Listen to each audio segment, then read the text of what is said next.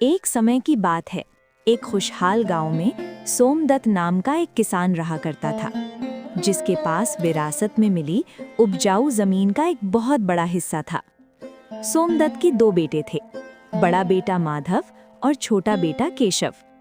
माधव बचपन से ही बहुत फुर्तीला और कर्मठ था, जबकि केशव इसके ठीक विपरीत था।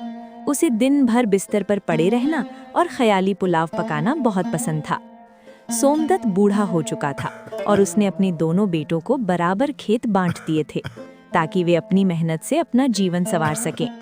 माधव सुबह सूरज निकलने से पहले ही अपने बैल लेकर खेत की ओर निकल जाता था और दिन भर पसीना बहाकर मिट्टी को सोना बनाने में जुटा रहता था, जबकि केशव दोपहर तक सोता और फिर उठकर गांव के चबूतरे पर बैठकर गप्पे लड़ाता था।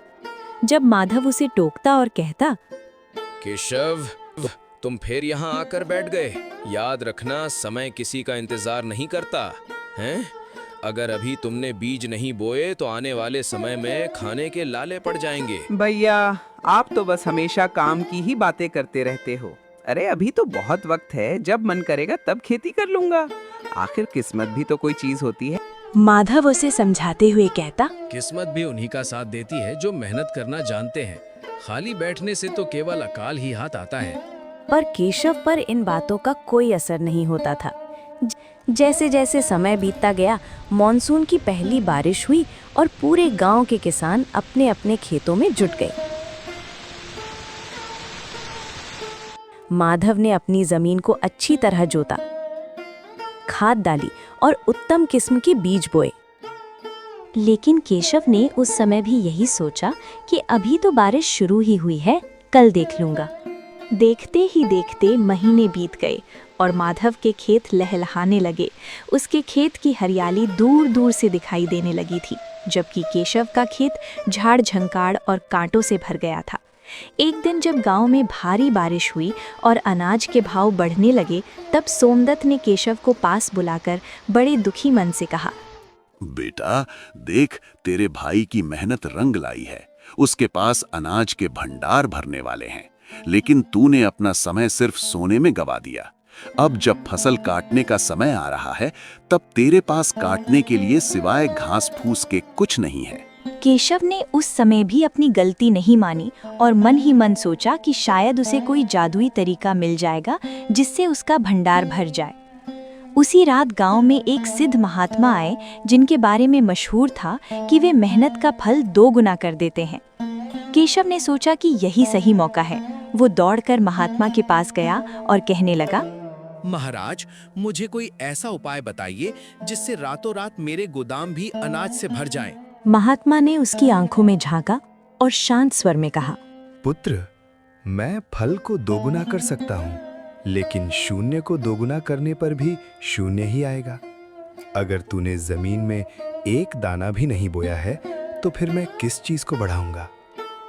महात्मा की ये बात केशव के दिल में तीर की तरह चुभी, लेकिन उसका आलस अभी भी उसके विवेक पर भारी था। वो घर लौटा और अपनी पत्नी से कहने लगा, देखो, माधव के पास जो अनाज है उसमें से आधा हमारा होना चाहिए, क्योंकि हम भाई हैं। जब वो माधव के घर थोड़ा अनाज मांगने गया, तो तब माधव ने उसे अनाज देने से मना नहीं किया, लेकिन उसने एक शर्त रखी। उसने कहा, केशव, मैं तुझे अनाज दे दूंगा, लेकिन क्या तू आने वाले साल में मेरे साथ कंधे से कंधा मिलाकर खेत में पसीना बहाने का वादा करता है? केशव ने उस समय भूख और शर्म के मारे हाँ तो कह दी, लेकिन जैसे ही उसका पेट भरा, उसका आलस फिर से लौट आया। सर्दियों की सुबह जब ओस गिरती थी, माधव उसे उठाने आता तो केशव रजाई में दुबक कर कहता, भैया अभी बहुत ठंड है, थोड़ी देर बाद आऊंगा। माधव अकेले ही काम पर चला जाता और केशव फिर सो जाता। आलस की ये पराकाष्ठा तब सामने आई जब माधव के अनाज की बोरियां बाजार में बिकने के लिए तैयार थीं और केशव के घर की छत बारिश में टपकने लगी थी। केशव इतना आलसी था कि उसने छत की मरम्मत तक नहीं की थी। एक रात जब मूसलाधार बारिश हुई तो केशव का कच्चा घर ढह गया और उसके पास सिर छुपाने की भी जगह नहीं बची। वो रोता हुआ माधव के पास पहुंचा, जहां माधव अपनी मेहनत की कमाई से एक पक्का घर बनवा चुका था। केशव ने रोते हुए अपने बड़े भाई के पैर पकड़ लिए और बोला, भैया, मुझे माफ कर दो।